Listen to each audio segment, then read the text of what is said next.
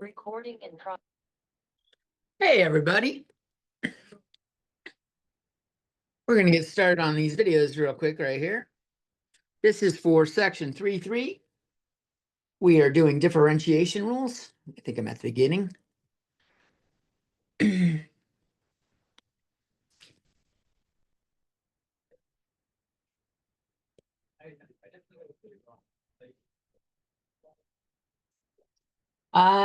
So the first rule we have is the derivative of a constant equals 0. And we're going to show how we derive that using the limit rules. So let's say f of x, that's kind of dark for this. Let's go with the lighter blue. So f of x equals, I don't know, let's say 7. So we're going to do limit as h goes to 0 of f of x plus h minus f of x over h. When we apply that here, we have limit as h goes to 0. And I have no x here, so there's nowhere to plug in x plus h. So I just get 7 minus 7 on top over h, which is 0. Well, 0 over h, which is 0. And so that's the derivative. And that's the derivative of f prime of x when f of x equals 7. This applies for any constant.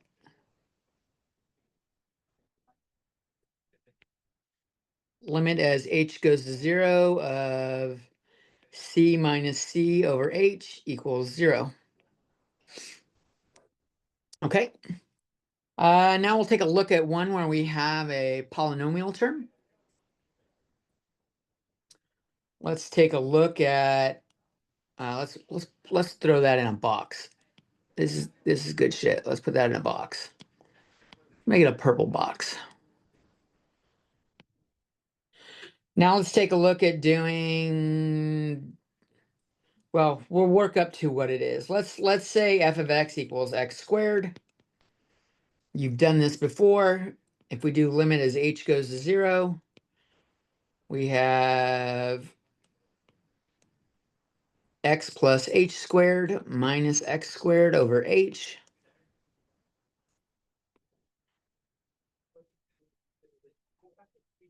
Which equals the limit as h goes to 0, x squared plus 2hx plus h squared minus x squared over h.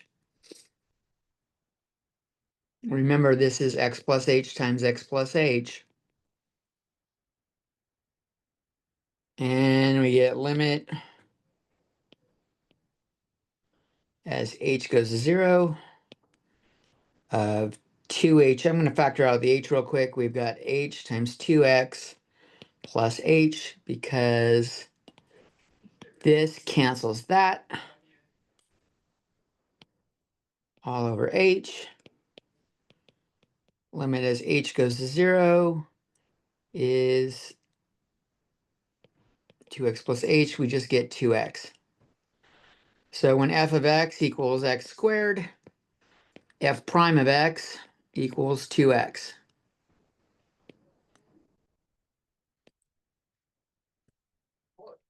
Another one you've seen, we're going to use this as an example real quick. F of x equals the square root of x, which is x to the 1/2. We'll do limit as h goes to 0. I'll use the square root version.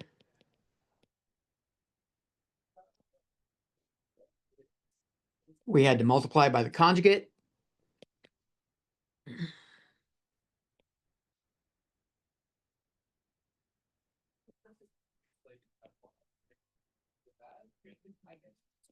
We get x plus h minus x on top. We get h times that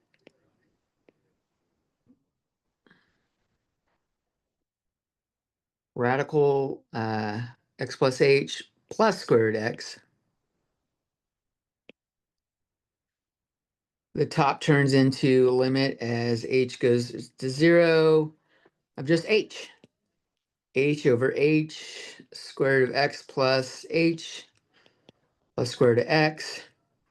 Our h's cancel, leaving behind a 1.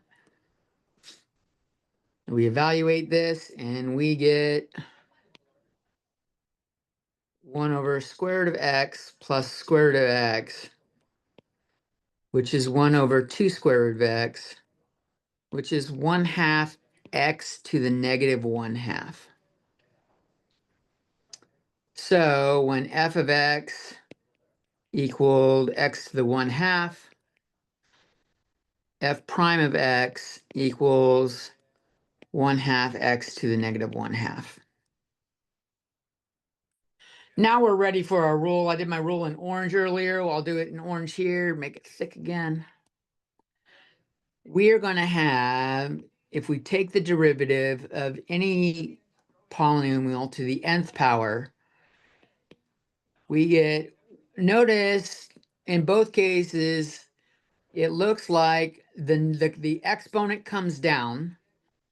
The 1/2 came down to here, the 2 came down to here, and it's easier to see right here, this went down by 1.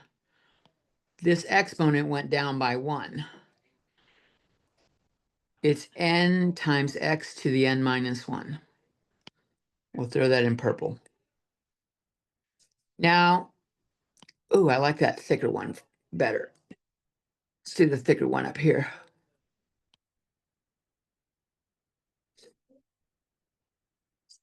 So there's a bigger proof for all n. It uses combinatorics. It's got a whole lot of stuff going on in it. You can check the textbook, or you can just memorize this one. If you want to know the proof, if the proof's important to you, check out the textbook. It's too long to do in a video. It's not worth your time. There's too much background to explain. But let's say we had f of x equals x to the 9th. If we want f prime of x, what we do is we bring the power down, lower the power by 1, and we get 9x to the 8th.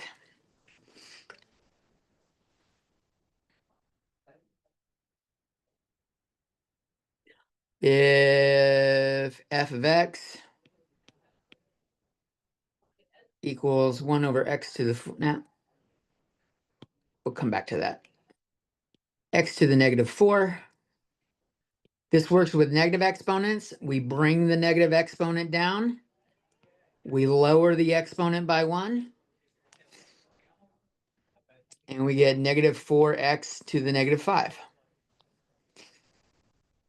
You'll notice that's, oh, I did not want to do that. Let's move that over. I wanted to say f prime of x here.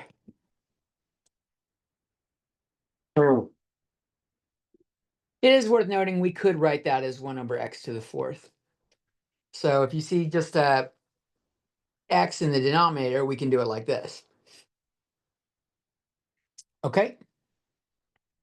Then we have a nice little handy rule. If we do d dx, let's make it thicker. D dx of f of x plus or minus g of x, we get d dx of f of x plus or minus d dx of g of x.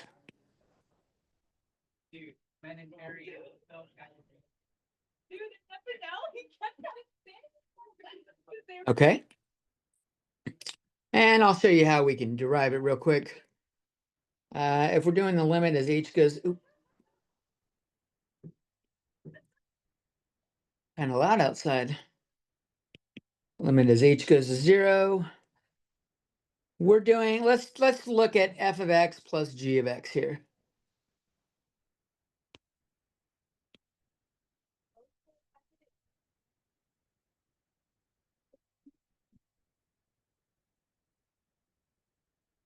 So we'll build off that one. So I have f of x plus h plus g of x plus h. This is like doing j of x equals that. And so this is my j of x plus h. And then I subtract my j of x. This is f of x plus g of x over h.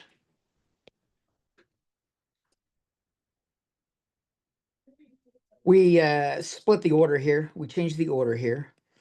We've got limit h goes to 0. I'm going to do the f of x plus h minus f of x. And then I'm going to do plus g of x plus h minus g of x. And I can write this as this over h and this over h separately.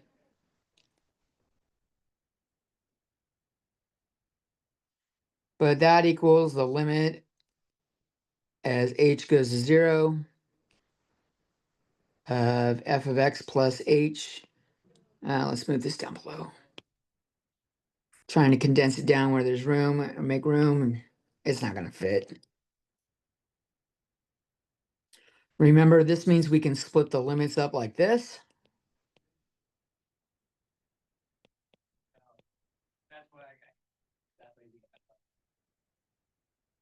And those are the two definitions of f prime of x plus g prime of x.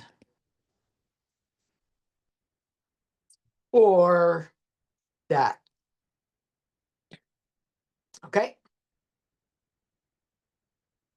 Another handy one to have.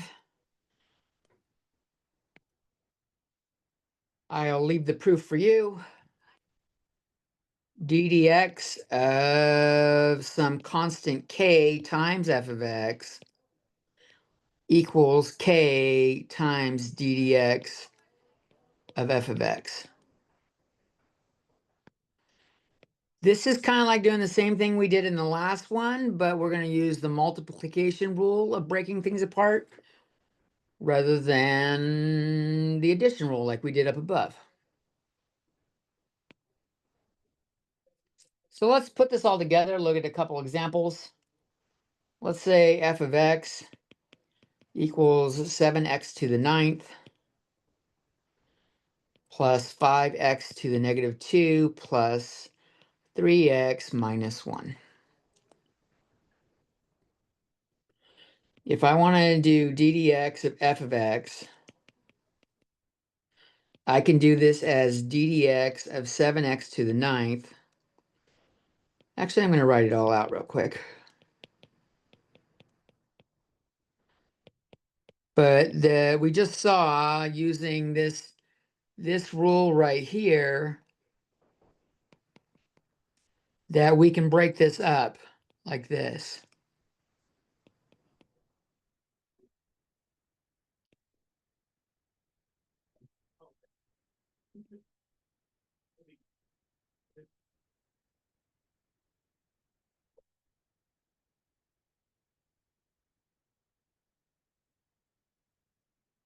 And then we can use this rule to break it up even more. I can say 7 d dx of x to the 9th plus 5 d dx of x to the negative 2 plus 3 d dx of x minus the derivative with respect to x of 1.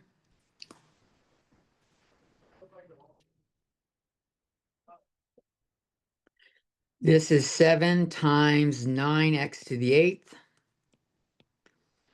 plus 5. Remember, we bring the power down, lower the power by 1. The derivative of x to the first, we bring the power down, we get 1x to the 0, which is just 1. So this is 3 times 1. And the derivative of a constant was 0.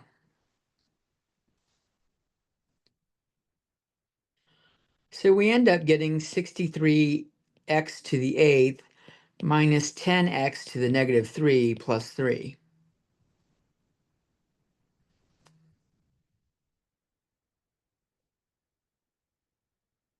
if I were to do that faster, I would just, when you're more practiced with it, f prime of x, I'm just going to jump straight to bringing the power down. I've got 9 times 7x to the 8th plus negative 2 times 5x to the negative 3. I keep lowering the power by 1 times 1, 3x to the 0 minus 0. 63x to the 8th minus 10x to the negative 3 plus 3. Okay.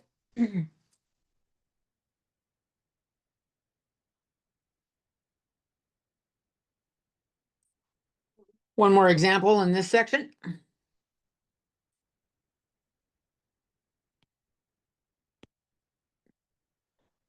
Find the equation of the tangent line. I often abbreviate equation as EQ apostrophe N. So if you see EQ apostrophe N or just EQN, being lazy and it's short for equation, find the equation of the tangent line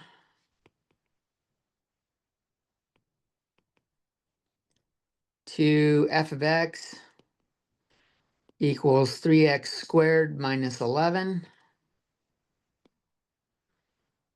at x equals 2 using the point slope form.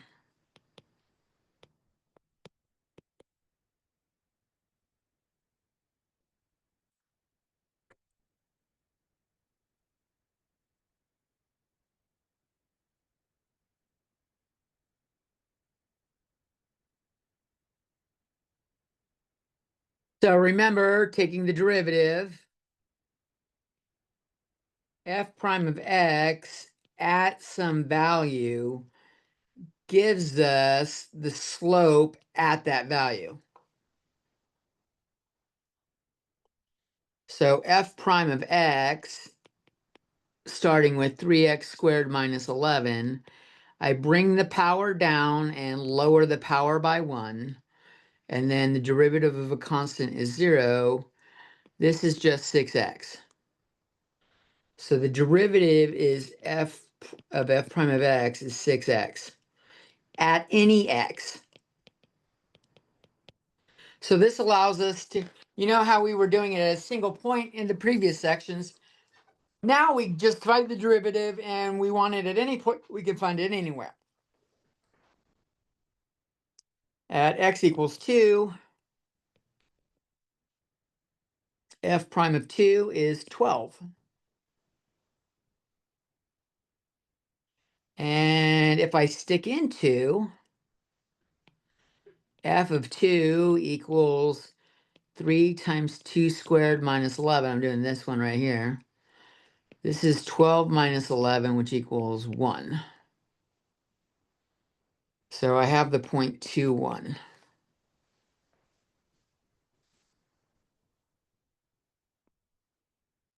So I will use the point slope form, which is y minus y1 equals m times x minus x1.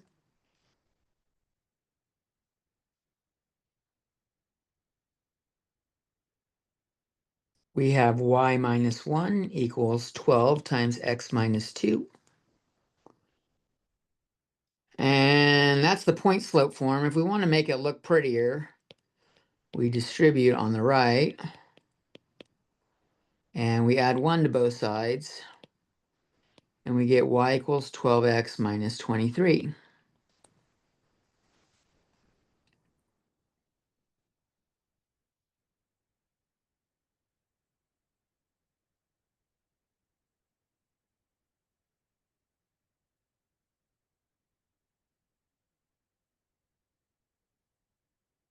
Let's use the same equation. Let's find the tangent line. Find the equation of the tangent line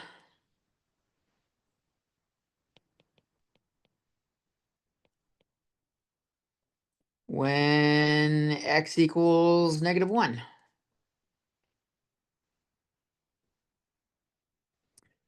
Just to illustrate how this is reusable, f prime of x was 6x.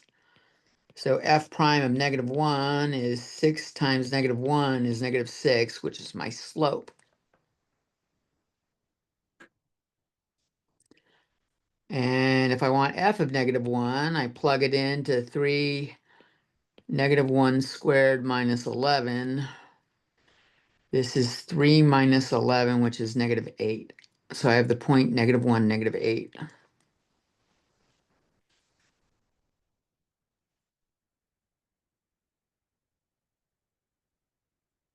And so we do the y minus y1 again. Y minus y1 is -8 equals m, which is -6, times x minus x1, which was -1. So I've got y plus 8 equals -6 times x plus 1. I distribute, and I subtract 8 from both sides. And I get y equals -6x minus 14.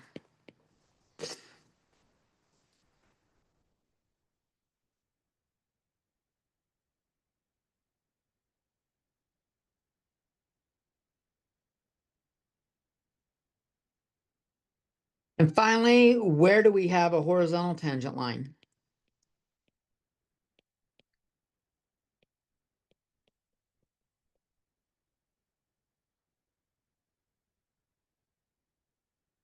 And what's the equation?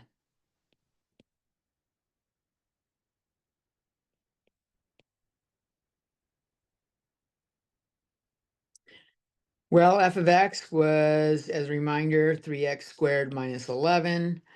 F prime of x is 6x. A horizontal tangent line has a slope equal to 0.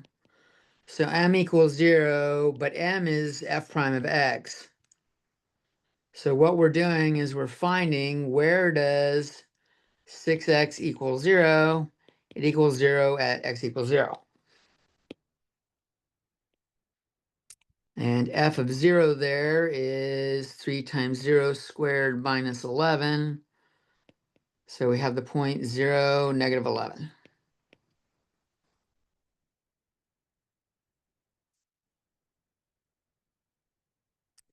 And if you're not sure what the equation is for a horizontal line, you can still do point slope form. Y minus y1 equals m, which is 0, times x minus x1. This is just y plus 11 equals 0. We get y equals -11. There is no x in it. Oops.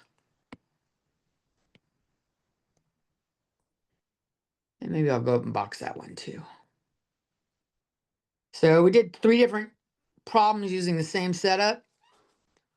But that shows how f of x, when you take the derivative, it's reusable for different things. Pretty good stuff. I'm going to pause the video and make a video number 2. More complicated stuff on the next one.